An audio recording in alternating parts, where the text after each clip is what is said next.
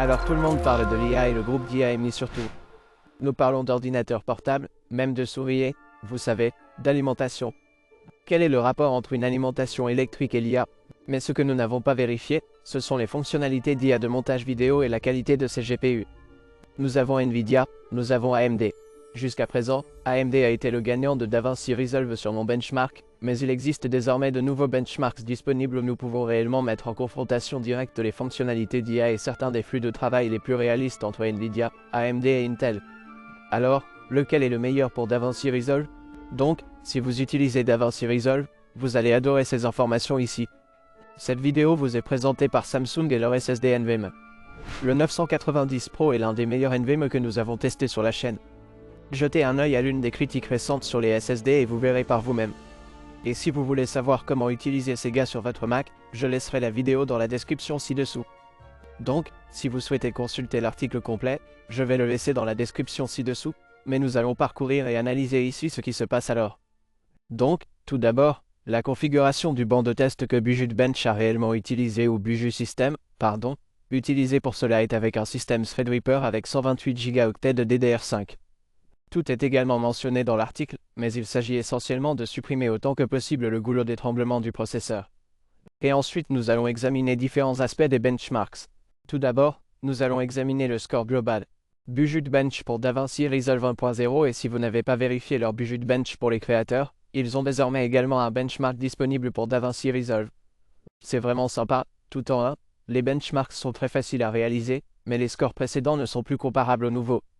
Alors, juste pour que vous le sachiez, gardez à l'esprit que DaVinci Resolve ici est 18.6.6 même s'il existe une version bêta de Resolve 19 disponible.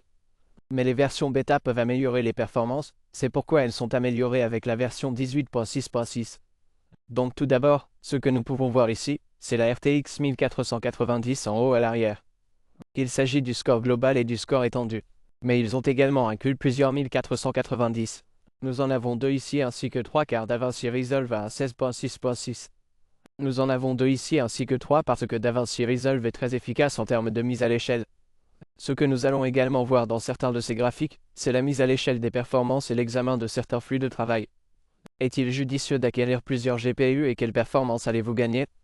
Mais dans DaVinci Resolve, comme vous pouvez le voir, en avoir trois vous donne de bonnes performances et un réel avantage par rapport à un seul. Mais est-ce que ça vaut le coup? Pour la plupart des gens, la réponse est probablement non. Mais dans certains flux de travail, vous verrez que vous pouvez obtenir des performances très proches de 3 fois supérieures. Cela va alors vous être très bénéfique. Habituellement, les GPU AMD ici ont été un peu meilleurs dans DaVinci Resolve dans mes benchmarks de bureau que ceux que nous avons publiés lorsque nous les avons tous testés. Mais depuis que la nouvelle version est sortie et que nous pouvons tester différents aspects, vous pouvez voir que le meilleur de l'AMD 7900XDX est à peu près à égalité avec le 4070 Ti Super. Ce qui est intéressant, c'est que le Ti Super est légèrement moins cher ou peut être légèrement moins cher que le 7900XDX selon le moment où vous regardez. Je vais également laisser tous les GPU dans la description ci-dessous. Si vous souhaitez consulter les derniers prix ou acheter l'un d'entre eux. Cela montre que, de manière intéressante, Nvidia est à nouveau au sommet. Maintenant, vous pouvez être un peu confus avec les différentes couleurs ici, car je pense que le système Puja aurait dû passer à AMD. Cela aurait dû être rouge ici et ensuite Intel aurait dû être bleu. Mais pour une raison quelconque, tout sauf le 1490 et le 7900XDX et Intel est de ce vert turquoise. Gardez donc à l'esprit que les couleurs pourraient en fait vous dérouter un peu. Si vous regardez leur dernière génération 6900XT, ses performances sont à peu près comparables à celles de la 2080 Ti, qui est une carte assez ancienne. Et dans les scores globaux étendus, l'Intel Arc A770 est un flop complet. C'est plus lent que le 1080 Ti d'il y a un moment. Et les 4060 et 4060 Ti sont presque le double. Les performances de l'A770 sont intéressantes. Budget Bench pense désormais qu'AMD et Nvidia ont obtenu une meilleure optimisation du logiciel. Quel Intel ne l'a peut-être pas fait ou la nouvelle version de benchmark est beaucoup plus dure pour les cartes Intel que pour les autres. Et c'est peut-être pour ça que c'est plus lent. Mais le fait est qu'Intel est le plus lent du groupe. La carte qui me vient particulièrement à l'esprit est la 4070 Ti Super. Parce que c'est en fait une version un peu réduite du 4080 Super. Cela fonctionne ici beaucoup mieux. Mais c'est un peu moins cher que le 4080 Super. Comme vous pouvez le voir 4080 ici. Et vous obtenez également 16 Go de VRAM. Ce qui est également très bon pour l'inventaire. Mais le point intéressant ici est que la AMD 7900XDX dispose en fait de 24 Go de VRAM. Ainsi, le 4900XDX au lieu du 4070 Ti Super en raison de la mémoire tampon VRAM supplémentaire de 8 Go pourrait vous être très utile. Maintenant, continuons. Plongeons un peu plus profondément dans différentes parties du benchmark. Tout d'abord Fusion qui est une sorte d'After Effects de DaVinci Resolve. Et ici, nous pouvons voir que le 4090 est à nouveau en tête du classement. Et c'est un peu plus rapide que le 4080 Super comme vous pouvez le voir ici. Pour moi, les performances du 4070 Ti Super sont très proches de celles du 4080 Super. Quel type de bloc commence à être le meilleur? Il semble que le GPU Nvidia soit à nouveau à la mode. Mais ce qui est intéressant, c'est que le meilleur d'AMD ici est le même que le 4070 Super de Nvidia à la moitié de la mémoire tampon VRAM. Et si vous utilisez une 2080 Ti avec 11 Go d'il y a quelque temps, vous êtes toujours très bon. Ces performances sont exactement les mêmes que celles du 7900XDX ou quelques pourcents plus lentes que celles du 4070. Il se peut donc que vous n'ayez pas réellement besoin de la mise à niveau que vous recherchez. Il est intéressant de noter que lorsque vous avez plusieurs cartes ici, la mise à l'échelle dans Fusion ne fonctionne pas du tout. Parce que 2 4090 et 3 4090 sont plus bas dans le peloton. La 1080 Ti est en fait plus rapide que l'Arc A770 dans Fusion. Et cela n'a pas de sens si vous utilisez Intel Arc. DaVinci Resolve n'est probablement pas le meilleur choix pour vous actuellement. Mais Intel est connu pour avoir de très bonnes mises à jour pour les pilotes. Espérons donc qu'ils optimisent un peu mieux leur GPU pour se rapprocher de Nvidia et d'AMD. Si vous regardez le tableau de mise à l'échelle multi-GPU réel ici maintenant pour cette fusion, vous pouvez le constater en fonction des différents effets ou de ce que vous essayez de faire. Si vous travaillez sur des particules turbulentes, comme vous pouvez le voir, avoir un 4090 est bien mieux que d'en avoir 2 ou 3. En avoir 2 ou 3 ne fait que diminuer les performances. Le graphique rouge ici est un RTX 1490. Le vert est 2 et le bleu est 3. Il est intéressant de noter que pour l'UHD Composite, vous pouvez obtenir un gain de performance de 223% par rapport au 4090. Mais avoir deux cartes ne fait qu'une différence de 9 à 10%. Donc c'est intéressant.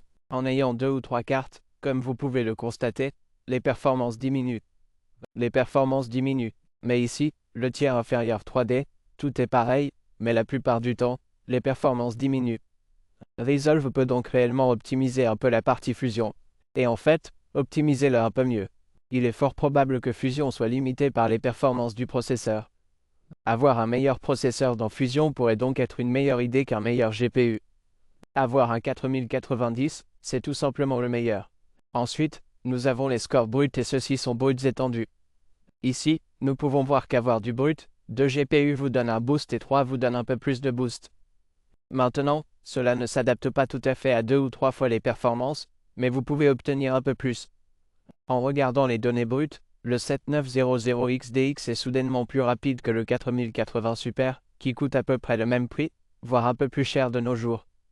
Le 7900XDX est seulement un peu plus lent que le 1490. Selon le type de mémoire brute que vous utilisez, AMD fonctionne plutôt bien. Il est intéressant de noter que la 3080 Ti de la dernière génération fonctionne légèrement mieux que la 4080 Super. Si vous utilisez un GPU série 3000, vous n'avez peut-être pas réellement besoin du nouveau GPU, car cela n'a pas beaucoup de sens pour vous. Nous pouvons maintenant voir que le 4070 Ti est légèrement plus lent que le 4080, comme vous pouvez le voir ici. Mais cela reste une bonne performance pour les 16 Go de VRAM.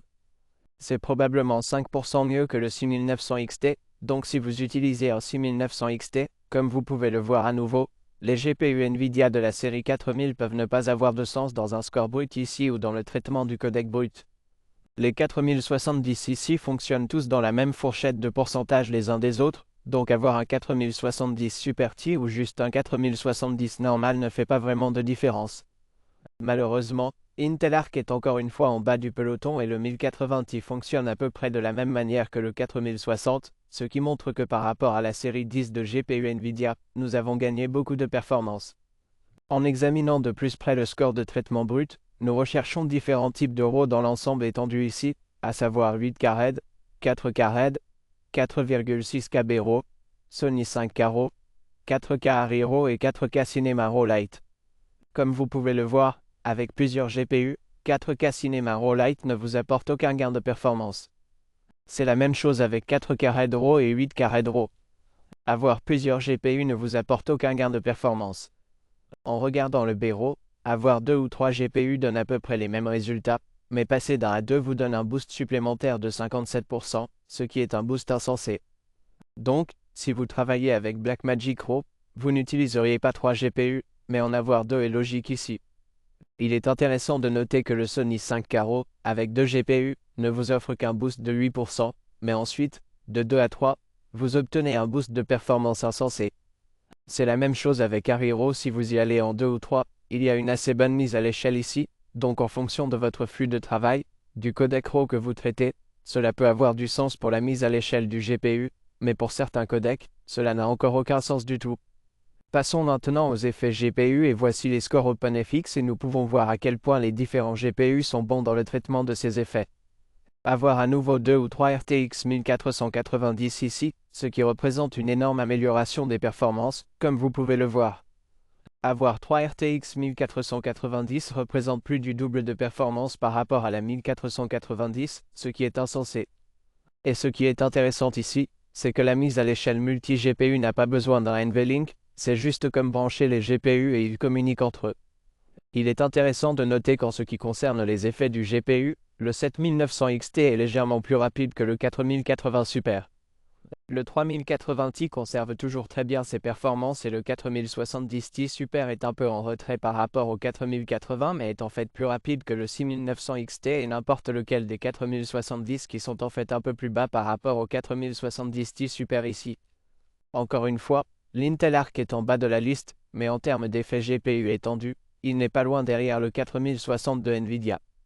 Comme vous pouvez le voir, les différents effets de la mise à l'échelle multi-GPU, certains effets vous offrent de nombreuses performances, par exemple Sharpen lorsque nous utilisons 3 GPU, c'est une très bonne mise à l'échelle de 283% par rapport à un seul, donc c'est une très bonne mise à l'échelle et la plupart de ces effets ici, comme vous pouvez le voir avec 3 GPU, donnent plus de 200% d'augmentation si vous avez plusieurs GPU, mais cela dépend simplement de la quantité de ces effets sur lesquels vous travaillez réellement.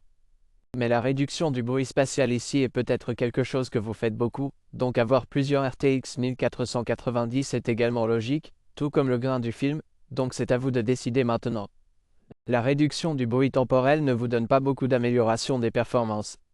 Je veux dire que 3 4090 sont toujours 36% meilleurs qu'un seul, mais pas autant que d'en avoir plusieurs. Et enfin, la dernière partie que nous examinons ici sont les scores d'IA.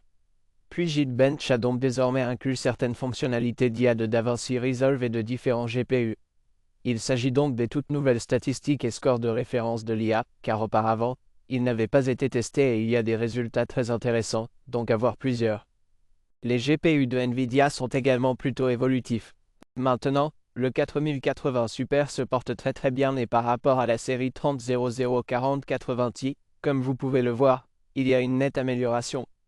Je dirais que le 4070 Ti Super tient encore une fois très bien sa place et représente un bond considérable par rapport au 4070 ici.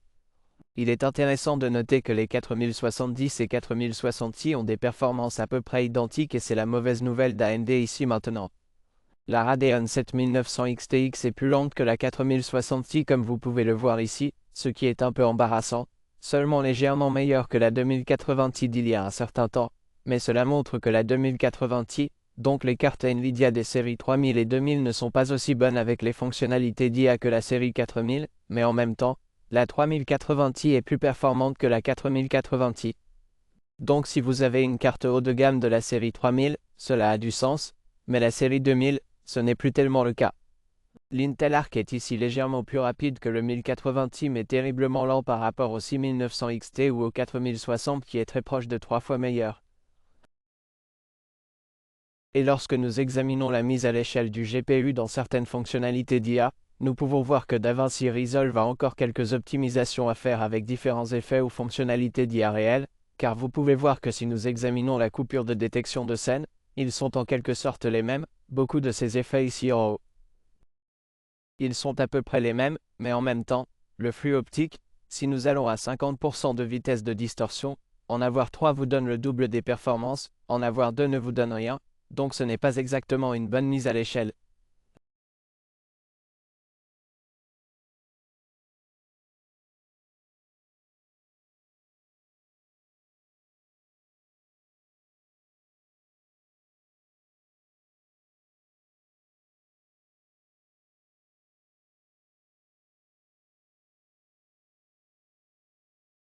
les GPU vous offrent un gain de performance considérable et la mise à l'échelle est désormais assez bonne, de 2 à 3. C'est évidemment un saut plus petit que de 1 à 2, mais le fait d'avoir toujours plusieurs GPU dans de nombreux effets d'IA vous donne un meilleur coup de pouce. Maintenant, vous pouvez certainement voir que Resolve a quelques améliorations à apporter et peut en fait le rendre un peu plus rapide et optimiser un peu mieux ses moteurs neuronaux sur ses GPU de la série Nvidia 4000, mais nous pouvons voir que s'ils le font, les résultats sont plutôt bons. Alors maintenant, en conclusion, quels sont les meilleurs GPU pour DaVinci Resolve? Vous pouvez voir que la série Nvidia 4000 est en fait en tête si vous recherchez simplement le meilleur du meilleur. Le 1490 est celui qu'il vous faut et si vous avez de l'argent supplémentaire à dépenser, avoir plusieurs GPU en fonction de votre flux de travail peut vous donner un coup de pouce considérable, mais assurez-vous que cela a réellement du sens pour votre flux de travail, car dans certains cas, ce n'est pas le cas. Maintenant, l'AMD 7900 XD fonctionne à peu près dans la même gamme que le 4080 Super de Nvidia, mais en même temps, dans les tâches d'IA, il est massivement en retard. Donc si vous effectuez l'une des fonctionnalités d'IA ou utilisez les effets d'IA sur DaVinci Resolve, les cartes AMD ne sont pas aussi bonnes.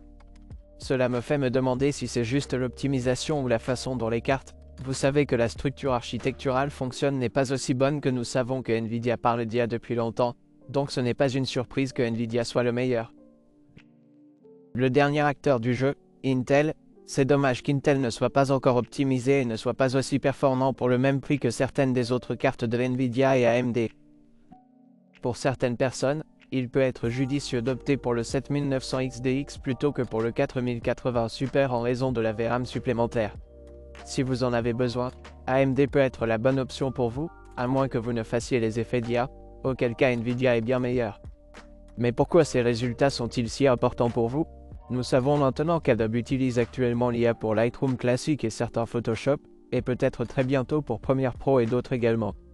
Cela nous montre que Nvidia, le leader du matériel d'IA, est en fait beaucoup plus performant qu'AMD et Intel, ce qui signifie que si vous utilisez également des fonctionnalités d'IA dans Creative Cloud, nous pouvons supposer que Nvidia est la bonne option pour vous, par exemple Lightroom classique si vous le faites dans la réduction du bruit de l'IA, les cartes Nvidia sont probablement meilleures pour vous.